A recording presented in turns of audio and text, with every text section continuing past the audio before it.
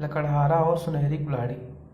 एक समय की बात है, जंगल के पास एक लकड़हारा रहता था।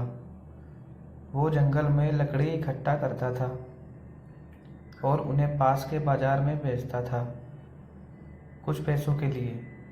एक दिन की बात है, वो एक पेड़ काट रहा था। तभी हुआ ये कि गलती से उसकी कुल्हाड़ी पास की एक नदी में गिर गई। नदी बहुत ज़्यादा गहरी थी और वास्तव में तेजी से बह रही थी। उसने बहुत प्रयत्न किया अपने कुल्हाड़ी को खोजने की, लेकिन उसे वो वहाँ नहीं मिली। अब उसे लगा कि उसने कुल्हाड़ी खो दी। वहीं दुखी होकर वो नदी के किनारे बैठकर रोने लगा। उसके रोने की आवाज़ सुनकर नदी के भगवान उठे और उस लकड़हारे से पूछा कि क्या हुआ। लकड़हारा ने उन्हें अपनी दुखद कहानी बताई।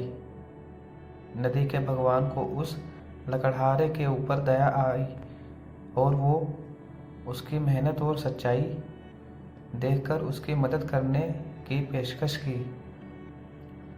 वो नदी में गायब हो गए और एक सुनहरी कुल्हाड़ी वापस लाया, लेकिन लकड़हारे ने कहा कि यह उसका नहीं है। वो फिर से गायब हो गए और अब की बार उन्होंने चांदी की कुल्हाड़ी लेकर वापस आए,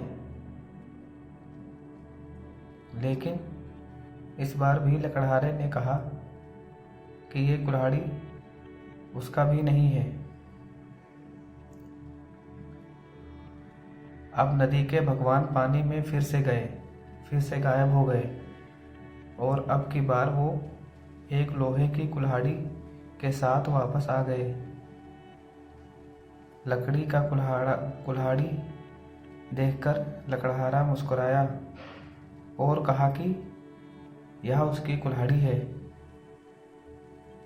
नदी के भगवान ने लकड़हारे की ईमानदारी से प्रभावित होकर उसे सोने और चांदी की दोनों कुल्हाड़ियों से भेंट किया।